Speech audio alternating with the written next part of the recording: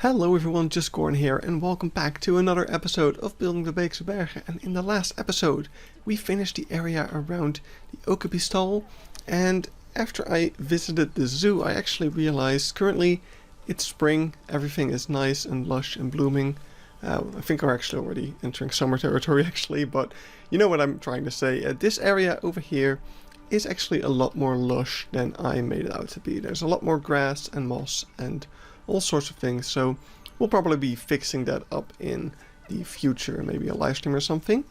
But today we are not here to talk about that. We are here to look at the new area that I added to the zoo, which is that of the lions and hyenas. And I actually recorded this episode yesterday, but things got a little out of hand. We had lions escaping and all sorts of things going wrong. Doing the progress update things that I have been doing, there's a lion running around over here. We're going to check out that backstage in a little bit, but okay, something is definitely amiss with the lions.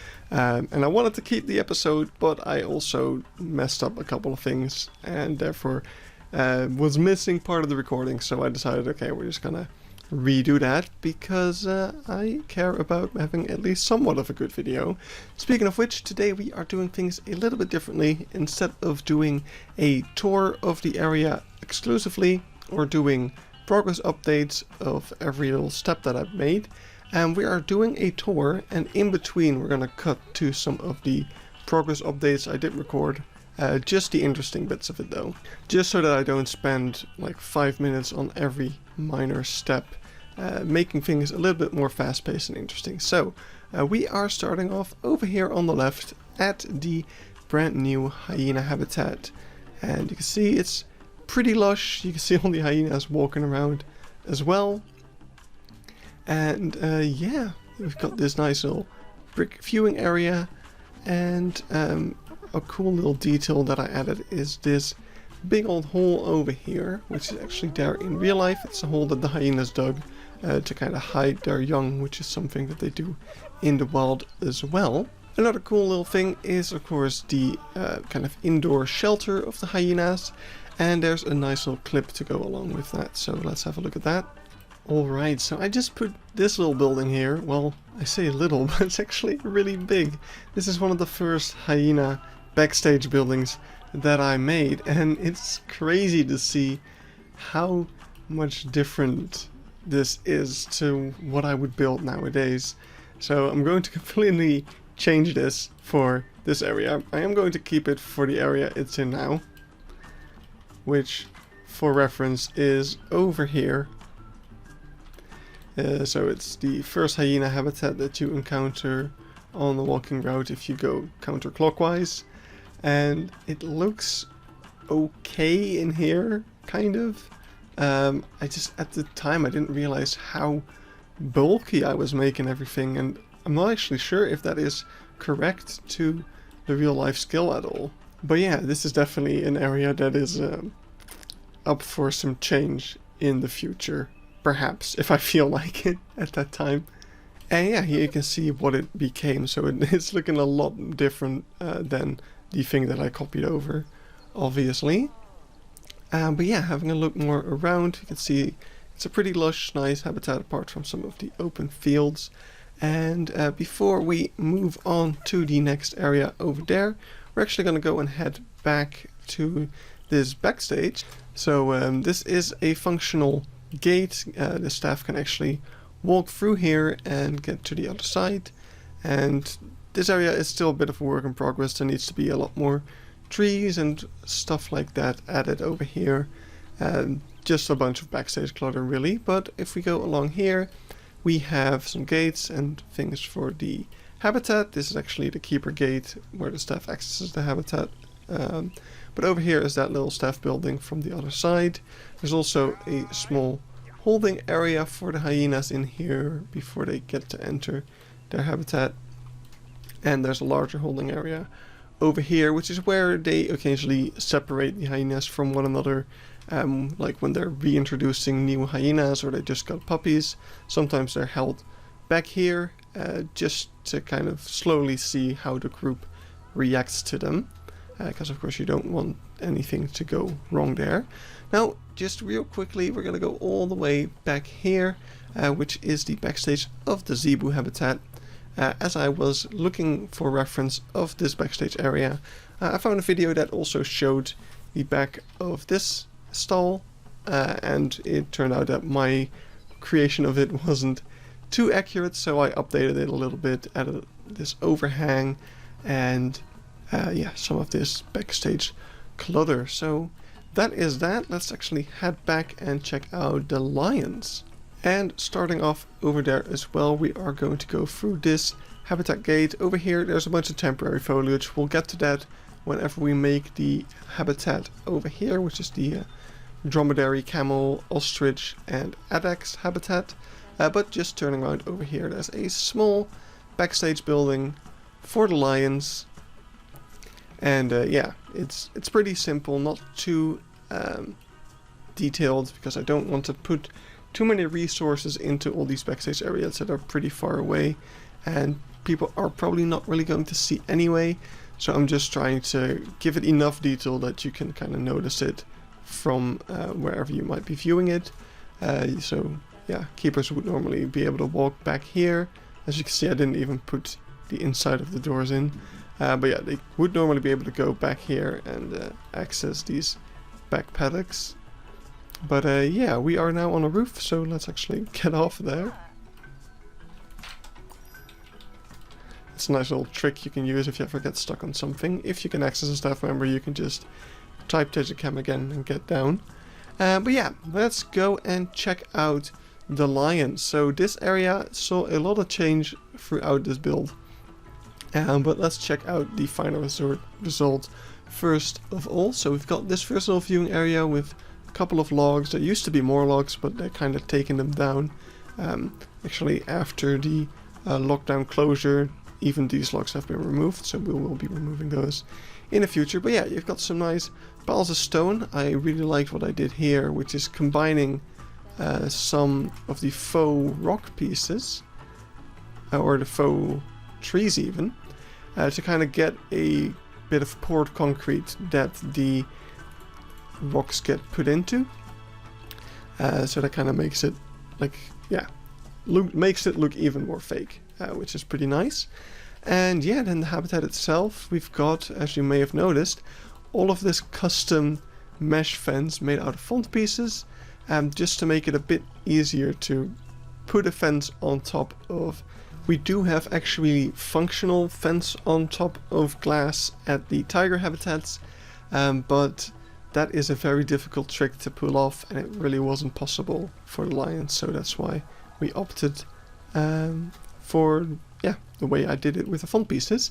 Another thing you can notice as a difference between the tigers and the lions is that for the tigers we use the in-game anti-climbing, whereas with the lions we also made all of that custom out of font pieces. And yeah, even though the tigers have the same anti-climbing as you can see over there, I think we kind of still get away with using the in-game one in that area. Just for some reason for this habitat I felt like the custom anti-climbing was a pretty vital aspect of it, so I'm happy I did it. It looks really good. Now, something you can also see from here is that all the lions are kind of chilling out over here. I put some bedding in the ground here, which is causing them to do that. Pretty happy with it. It's really nice for the guests that they can get a look at the lions up close pretty often, and it creates some really cool shots like this where you can really just see all of that happen.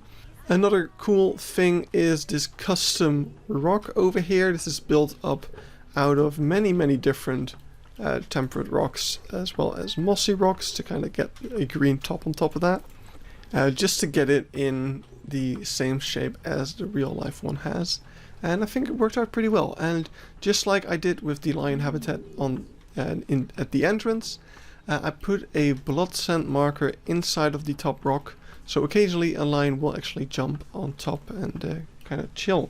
So yeah, pretty happy with that as well. So going down here, you can see there's this little shelter area for the guests. It has been pretty useful to me in the past whenever it rained, so pretty cool. There's also some drainage, as you can see over here. There's one at the lowest point over there, as you would expect, because that's where all the water kind of congregates, and I actually have a pretty vivid memory of a enormous whirlpool of water appearing over here during a heavy rainfall. So yeah, good detail to include over there. And yeah, here's just another little viewing area. I love how up close you can get. And what's also pretty notable is that the surface of the lions is actually a lot higher than you as a guest, so you really get to kind of come eye to eye with them and get and even down here you kind of have to look up to the lions, which is really, really cool. We also have a functional vending machine, which is pretty nice. I'm not sure if this is actually the picture that this vending machine would have had before the closure, lockdown closure. They replaced all of the vending machines covers with a new image, and I never really had any reference photos of what it was before that. But yeah, that is pretty much it for what this area looks like now. Now let's have a quick look at some of the progress. So the way this was built up was using plaster pieces and barriers to kind of lay out a first shape, after which I also added that front piece mesh to it. But at this point I was kind of struggling with motivation quite a bit. I wasn't really feeling building at this point. The zoo had been closed for such a long time, and I could really tell that I really needed to visit the zoo again to get me going.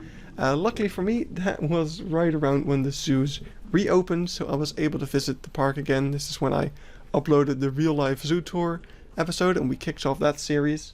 And yeah, visiting the zoo gave me a lot of motivation and some new reference to go off of, and it turned out that this area was pretty wrong, so I redid it completely. And in this little clip you can actually see how the new versus the old completely didn't line up. I gave myself some extra space to work with as well, kind of stretching out the viewing area just a little bit to get all the details in that I wanted to. And yeah, that kind of left us with what we have now. So I'll show in a bit after we leave Tajikam how I fixed the anti-climbing as well, because of course we don't have a functional anti-climbing thing for the game now, so I had to come up with another way to prevent everything from escaping. And there's some pretty cool workarounds that came with that as well. But before we look into that, let's finish just walking around this area. One small detail I think is worth mentioning is that I hid this little black bar over here with some brick. That looks pretty good. I know that it is possible to hide the black bar, but it always reappears whenever you hover over a path or anything like that. So it's good to just hide it anyway, to make sure it's never visible. So yeah, let's turn around and we get to this viewing area of the hyenas. I haven't seen any guests use it, even though I did actually put in a path in here, 2-meter elevated path that the guests should be able to stand on, but maybe they haven't deemed it as a very worthy viewing spot. I don't know. You can get some really cool views of the hyenas. Sometimes they actually do walk around over here. Some cool details over here is that the hyenas have actually been digging around, trying to escape, possibly. I don't know. But yeah, that is something that I took from the real life zoo. Oh, hey, hello there. See, that one's really up close. And then we get to this cool little education point where there's a button you can press, and there's this talking hyena head, which tells you something about how in a hyena family the women wears the pants, or the women are in charge, as the Dutch saying goes. It's gone now after the closure. They removed it. I think it has something to do that they don't want to personify the animals, so they don't really want animals to talk in their education, because yeah, animals are animals and we should treat them as such. So yeah, I think that's why they removed it, but for now it's gonna be here, and when we do the post-lockdown update to our park, it will be gone. So yeah, moving along, something we could already see from here is the pond, which if you watch the real life zoo tours I did of this zoo, I think it was shown in both episodes that the hyenas actually love to swim in here. They're not doing it right now, but in my previous recording of this, they totally were. So let's actually put up some footage of that. Oh my god, they're actually in the water. Okay, that is so cool. Oh, it's just like I'm at the zoo. Do you guys remember the episode of the Real Life Zoo Tour? We pretty much saw exactly this. This is amazing. Oh, I have a beaming smile on my face. This is the first time I'm seeing them actually use the pond. I was kind of convinced they wouldn't use the pond, to be honest. So, this is just so cool to see. Alright, so, yeah, this is a little pond area. There's even a little waterfall, which in real life you don't really see, but it is there. But yeah, I never really see it, so I feel like my perspective might be a little bit off over here. But, I don't know, it's kind of nice that you can see it and have a little bit of extra detail. They're actually able to stand there, which is really good. I've got a little plaster. You can see that we have a little kind of plaster. I think it's made out of temple pieces actually. But yeah, just a concrete kind of basin sort of thing with some dirt at the bottom. But yeah, you don't really get to see any of that because this water is all nice and dirty. Another nice little detail that I was pretty happy with this pond is that I used these planted wood panels to get all of these kind of leaf overgrown bits in the edge of the water, which is something I noticed I had in real life. And that immediately also made the edge of the pool very nice and green and lush with all the ferns and whatnot, so it was a cool little side effect. So yeah, this area over here looked a lot differently before I finished it, which is what I want to show a little clip about, because during one of my recent live streams I actually noticed that some people didn't know how I hide all of these little path curb markers. So yeah, let's have a look at that little clip. So on this side we have all of these little paths laid out already. I made sure to do the terraforming before I did all the pathing, because that's a mistake I for some reason still make all the time. But yeah, I think the terraforming is all good. We've got all these little hills and whatnot, and then we have this natural path which I've already started kind of trying to hide, but I thought it would be interesting to actually show you guys what that looks like before I do all of the things that I do to hide it, which usually includes tropical rocks, which I like because they kind of blend in with the dirt, so they kind of just look like piles of dirt over there. But sometimes you're lucky and you're able to put a tree over the little knobs that remain, or in some cases also a rock, like over here. There's a rock over it. But yeah, in case you don't know how I get to that point, I'll quickly show you. It's a pretty nice trick if you want to make natural paths like this. I basically just take the path, put it at the widest width possible for whatever section I'm doing, and yeah, you can start to branch off, but then you don't actually branch off, you just leave it like that. And yeah, you can just do that for the entire width of the path. Right now it's kind of struggling a little bit to fit it in, so we're going to go to 9 meters and place it like that. And yeah, now we've kind of hidden most of the little nubs, and we only have to hide these couple of pairs. Something you might notice when you do this and you want to start working on the other side, I think, yeah, it's not really letting me extend out on this way. It is over here slightly, but to make things a lot easier for yourself, what I always do is to take a cue and hook those up to this path. Okay, this one is not gonna let me. Oh no, it is. Look like that. And when you do that, the game is no longer going to try to keep building on that side as much. So you can actually just go ahead and make this however you want. Now, what I'm gonna do over here actually is I'm gonna take a smaller path so that we can do it on both sides, just to space things out a little bit better, I think. Now the path I tend to use for this is the natural path that came with the Australia path. We also have this one, which works pretty much the same, and it's the one I used before the Australia pack, but I started to use this one just because the little curb markers are ever so slightly smaller and easier to hide. They're a little bit taller, but yeah, their width definitely makes it easier to hide them as well. So once you are done with your path, you can of course select these things and delete them to get rid of those cues, and then also get rid of those ones. And yeah, you're left with that. So I hope that taught you something, and what's pretty weird about this area is you can actually see these two path curb markers over here. I'm gonna have to find a different way, I'm gonna have to hide those. I didn't notice them at first because for some reason if I hover over this and I press escape, which also throws me out of Tagicam for some reason. But yeah, you can see doing that actually gets rid of those two curbs, so that's a bit weird. I'm just gonna have to hide them manually, because every time you reload the zoo, they are going to show back up. But now that we're out of Tagicam, let's have a quick last look at this little forest area, where there is another view into the lions. If you kind of take this dirt path, which I have pathed out, people can actually come here. They haven't yet, from what I could tell, but maybe they will in the future.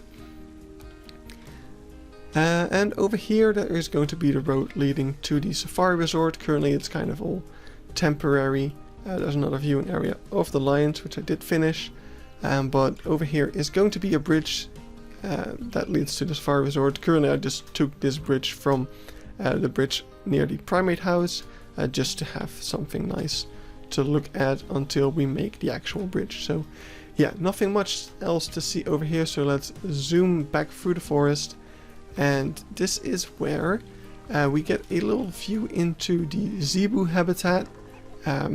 Not really a clear view, but why are they all swimming? Anyway, this is where we meet back up with the zoo, pretty much. So for the longest time, this has been a dead end, but now finally we have looped back around. That's a pretty big milestone for the zoo, and there's only so much to be finished now. It's kind of weird, kind of coming back to some buildings that we did almost, I think actually over a year ago this place was built, and ever since all we did was update the signs. So yeah, this area is definitely maybe up for change as well in the future. Just getting a bit more variation in these planks is at least something I want to do. But as we zoom out, one little detail I would like to show is that we have this kind of strip of birch trees. This is actually something I noticed on Google Maps, that there's this kind of bright green stripe through all these pine trees, and I figured it's probably birch since there is a lot of birch around here. So that's what I added there. Anyway, that is the end of that area, so let's have a little look around at some more of the technical bits. One thing I feel like I forgot to mention over here is something that I noticed while I was building this fence. So let's have a little look at that clip. We have this amazing habitat, which is pretty accurate from what I can tell, but there's one little problem, and it's to do with this fence over here. I just found a video about the opening of, or the reopening rather, of this habitat, which is when they added this entire new fence to it. It used to all be this kind of chain link stuff, like over here, but at some point they added some new viewing areas and stuff, and that was all done with mesh fence. So it's kind of interesting to see how they kept the old fence, because apparently it was still good enough, but yeah, they got this completely new style for the new fence, which has like straight lines instead of this kind of curved overhang. But yeah, I kind of missed the mark, that's what I was saying, because if we look from over here, for example, we can still see that fence, and in real life this isn't the case. Over here the designer, Rick Merckx, is explaining it. From down here where he's standing you can see the fence, but as he moves up from where you are with your car, you can't see the fence anymore. And also from the visitor side you don't see it either, you just see the cars, and it's as if they're driving through the habitat itself. I'm gonna have to fix that, because that is definitely a feature that I want to preserve in the recreation as well. So yeah, right now it's even more kind of hidden away with all the foliage added. And we also put down some cars over here, which you can just barely see from down here, which I think looks really, really cool. Now for the anti-climbing, of course these fences don't stop any lions. So what I did is the oldest trick in the book, upside down elephant grass. But I actually put it on the outside of the fence, just to make sure that the lions can still kind of get up to the fence and get kind of close to the guests. And luckily that does still prevent them from climbing over. So yeah, really happy with that. Done that all the way around, but there were a few areas where I couldn't do that. Namely over here where we have the viewing area, and the lions were able to climb on not just the fence but on things like this tree, and these logs that we used in here were also climbable. So how did we solve that? Well, it's actually something we already saw a few episodes ago with the red pandas. We had this same issue where they could climb through a barrier because of some climbable things in the barrier. So what we did is just put a null fence around it and make this not part of the habitat perimeter. And now when they would technically climb on these, they wouldn't teleport outside of the habitat, and the game doesn't actually register it as an escape point anymore. So yeah, pretty neat thing over there. So now that we have looked back around, I'm not gonna upload this zoo to the workshop just yet. We're gonna do another pretty substantial update because this is a pretty big milestone. So I'm working on just finishing up some other things like the Sitatunga habitat and the entrance. I want to do some of the parking lot, and once that is all done, we'll do some of it on stream probably.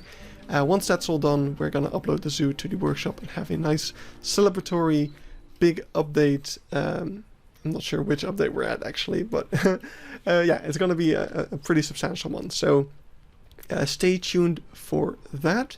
After that update is done, we are actually really nearing completion of the walking safari. Only the edge of Africa over here remains, which is the walk through lemur habitat, the bird of prey show, and the African penguin habitat. So yeah, after that is done, the entire walking safari, as it was before the lockdown closure, will be finished.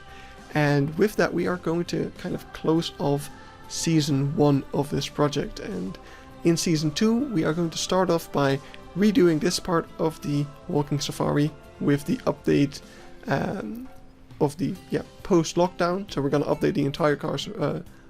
So we're actually going to update the entire walking safari to the post-lockdown scenario, which means moving around a few species, getting rid of a few trees and education things, and adding the entire new black rhino habitat. So that's going to be really exciting, but it's still pretty far off. There's lots to be done still before we get to that point. So stay tuned for all of that. Thank you so much for watching, and I will see you in the next video, stream, or whatever comes first.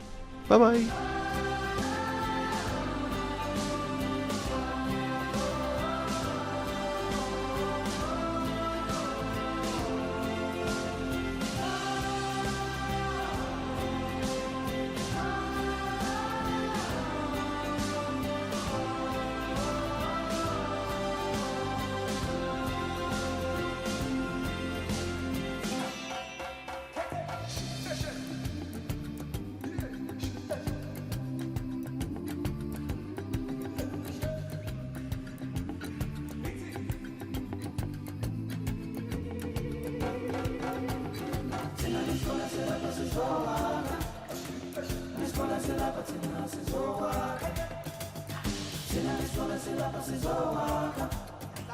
This one is